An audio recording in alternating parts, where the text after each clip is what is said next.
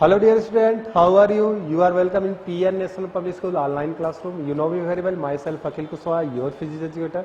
So we are here for class 12th and the chapter is going on electrostatic potential and capacitance. Okay, already मैंने आप लोग को पढ़ा चुका हूँ इलेक्ट्रोस्टैटिक पोटेंशियल क्या होता है, इलेक्ट्रोस्टैटिक पोटेंशियल डिफरेंट क्या होता है, electrostatic potential at a point due to a point charge क्या होता है, ये सब आप मैंने आपको पढ़ा चुका है। अब चलो अब एक बहुत ही इंपॉर्टेंट न्यूमेरिकल है जो कि हमको जानना है, एग्जाम्पल नंबर 2.1 पेज नंबर 55, ठीक है ना, और ये बोर्ड में भी आया हुआ है, ठीक है ना।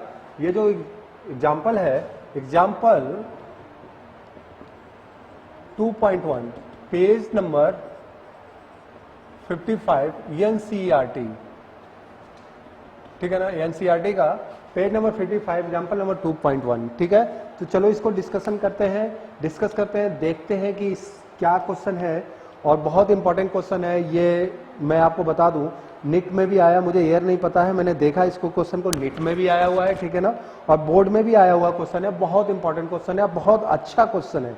देखिए आपको यहाँ पर दिख रहा होगा, आपको क्या कहते हैं, स्क्रीन पर आपको क्वेश्चन दिखेगा, मैं बोल रहा हूं, calculate the potential at a point P. Calculate the potential, कह रहा है पोटेंशियल कैलकुलेट करना है, that mean we have to find the value of we.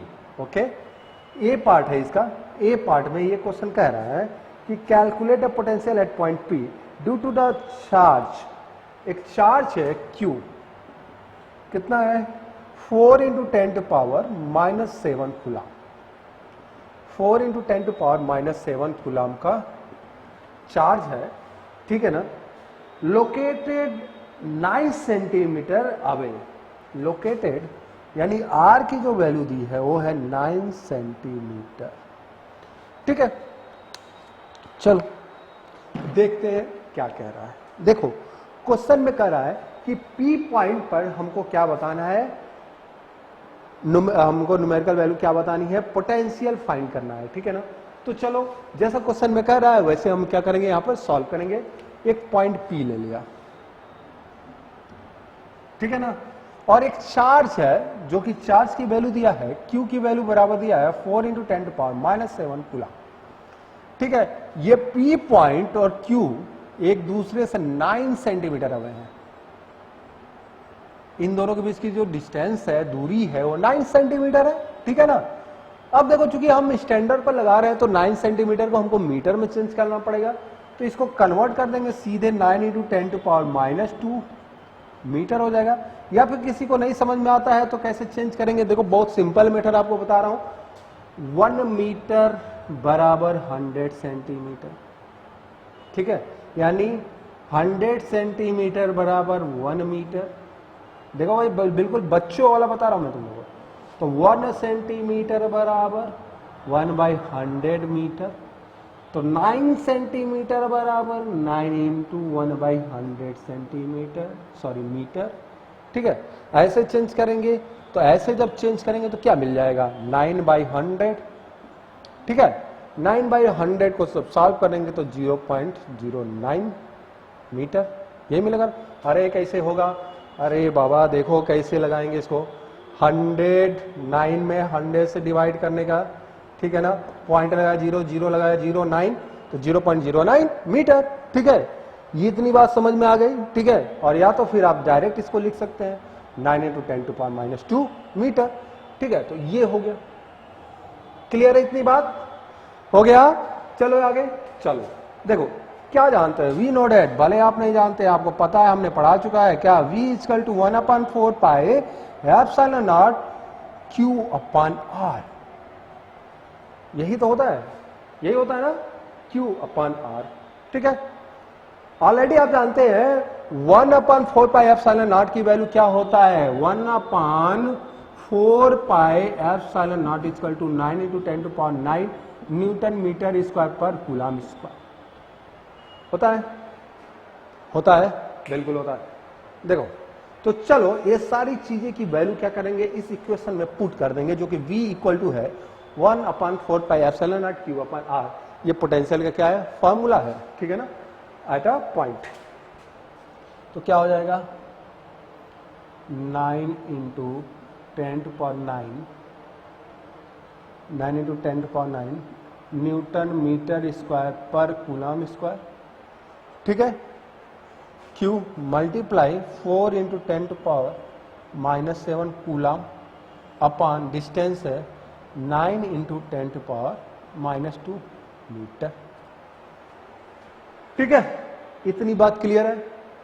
चलो अब सॉल्व करते हैं। अब देखो 9 से 9 क्या हो गया, मर गया, कैंसिल हो गया, कट गया, समाप्त हो गया, ठीक है, भस्म हो गया, ठीक है, सारी चीजें खत्म, जो भी आप कह लो, ठीक है।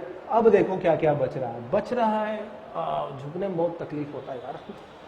4 इंटू ऊपर बचा है 4 इंटू 10 टू पावर -7, ठीक है ना।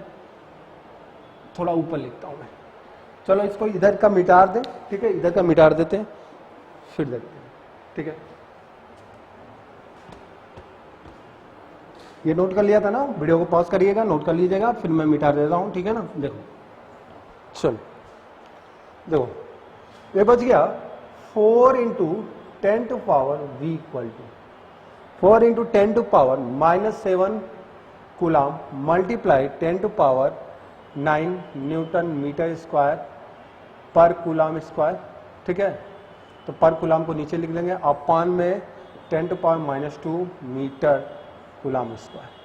देखो मीटर से मीटर एक कैंसिल, कूलम स्क्वायर से एक कूलम स्क्वायर कैंसिल, क्या बच रहा है, क्या बच रहा है, न्यूटन मीटर पर कूलम, यही बच रहा है ना, न्यूटन मीटर पर कूलम, ठीक है ना। ठीक, देखो तो अब ये इसको सॉल्व करेंगे। 4 into 10 to power -7 multiply 10 to power 9 multiply 10 to power 2 newton metre पर कूलम। इसी को क्या कहते हैं, इसी को कहते हैं वोल्ट।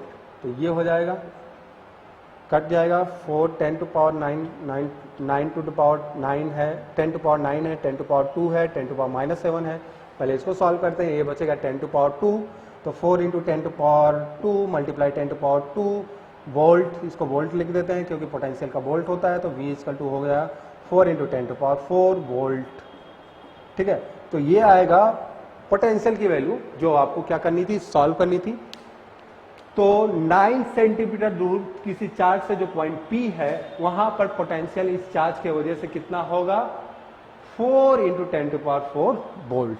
क्लियर है, 4 इंटू 10 टू पावर 4 वोल्ट आएगा, ठीक है। चलो आगे इसका बी पार्ट देखते हैं क्या कह रहा है, ठीक है ना। तो ये नोट कर लीजिए, ठीक है। चलो चलो बी पार्ट देखा जाए भाई, मिटार दे रहा हूं, ठीक है।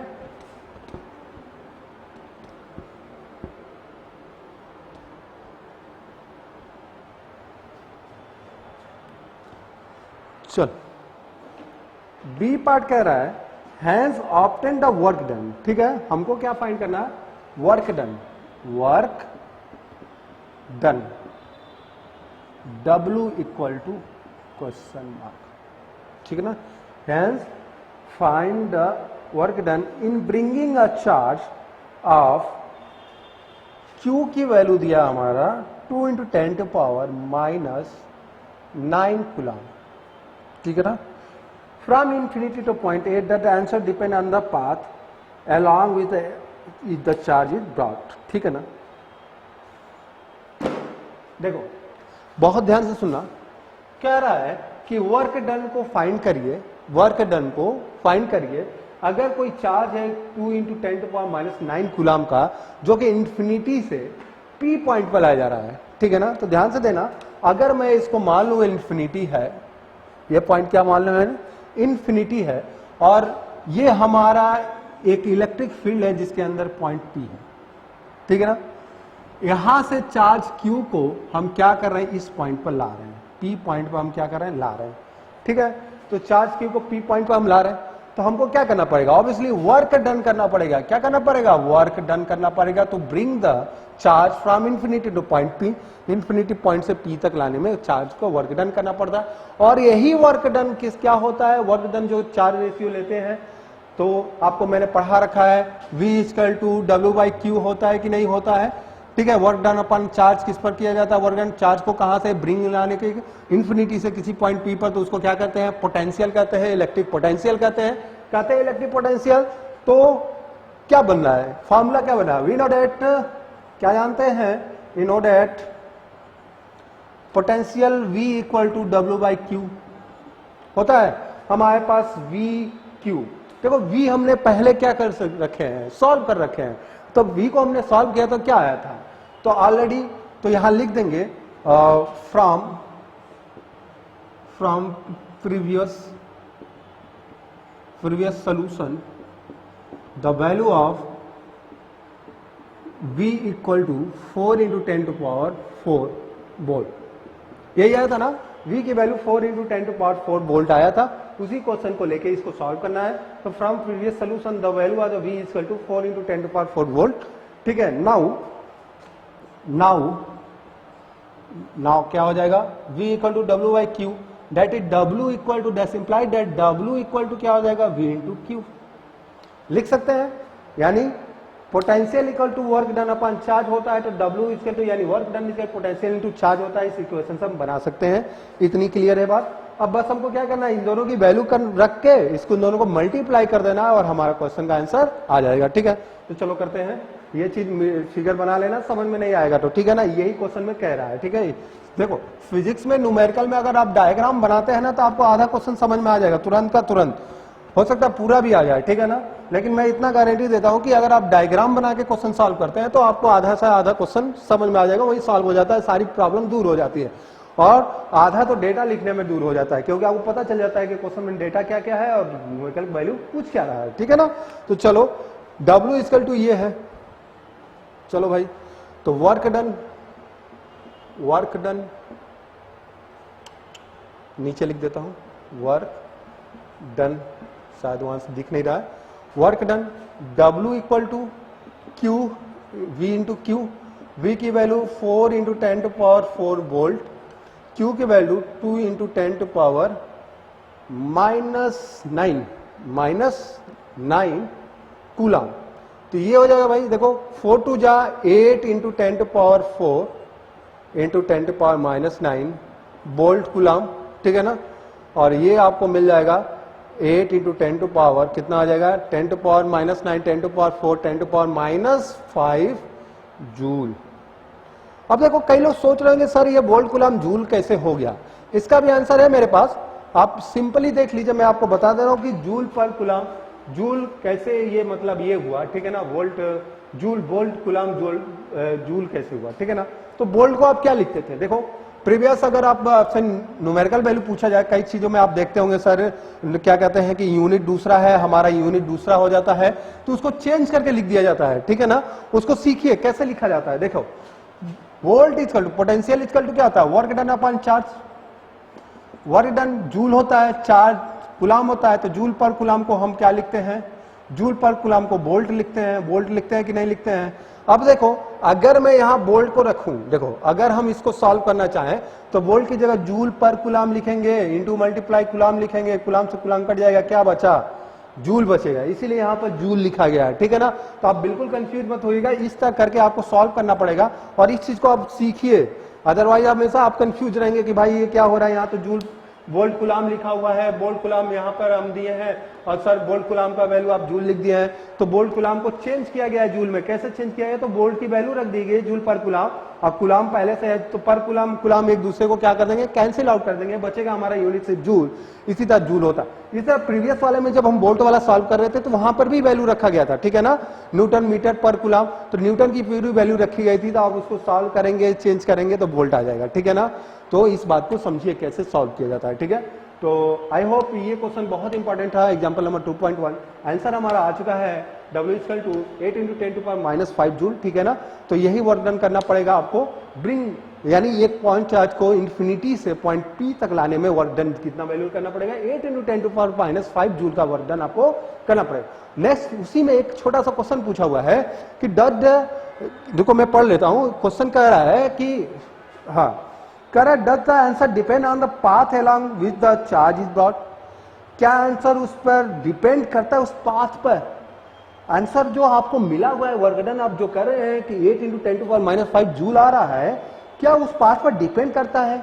ठीक है, which the charge is brought, जहां से चार्ज को लाया जा रहा है, जो चार्ज इंफिनिटी से पॉइंट पी पर हम ला रहे थे, वर्क डन जो हम कर रहे हैं, तो क्या उस पाथ पर डिपेंड करता है? तो देखो सिंपली सी फार्मूले में क्या लिखा होता है, potential equal to work done upon charge. There is no any mention of the path, but in potential there is a mention of path. क्योंकि पोटेंशियल v इक्वल टू क्या होता है, v इक्वल टू क्या होता है भाई, 1/4 pi epsilon naught q अपन r. लेकिन यहां पर हमसे ये बात नहीं पूछ रहा है, यहां से पर हमसे ये बात पूछ रहा है कि क्या चार्ज को पोटेंशियल क्या चार्ज को इंफिनिटी से पॉइंट पी पर लाया जा रहा है, तो पाथ उसमें मैटर करता है कि नहीं करता है, ये बस पूछा. तो वर्क डन के हिसाब से कभी मैटर नहीं करेगा. जब तक नहीं करेगा तब तक आपसे पोटेंशियल ना पूछा जाए. जब पोटेंशियल पूछेगा तब आपका पाथ क्या करेगा, मैटर करेगा. ठीक है ना, क्योंकि पाथ के पोटेंशियल में क्या होता है, फॉर्मूले में आता है v equal to 1/4 pi epsilon naught q by r at a point. ठीक है ना, तो वहां पर मैटर कर सकता है. लेकिन जब आपको वर्क डन के बारे में बात कर रहा है, तो यहाँ फॉर्मूले में सीधे सीधे क्या है, क्लियर है कि v इक्वल टू हमारे पास फॉर्मूला w अपन q होता है, तो w equal to q into v होता है. There is no any mention of the r, r is here missing. r यहाँ है ही नहीं, r का कोई मतलब भी नहीं है, तो यहाँ सीधे इसका आंसर होगा नो नो नो. इसका आंसर क्या होगा, नो, कोई मतलब नहीं है. ठीक है, तो आई होप आप लोग समझ गए होंगे. Thank you. अगर आप चाहते हैं कि इससे रिलेटेड आपको न्यूमेरिकल्स और ज्यादा मिले, आपके पास बहुत सारे न्यूमेरिकल्स है जो आपको फंस रहे हैं, कहीं का भी न्यूमेरिकल हो, आप हमारे गूगल क्लासरूम में ऐप को डाउनलोड करिए.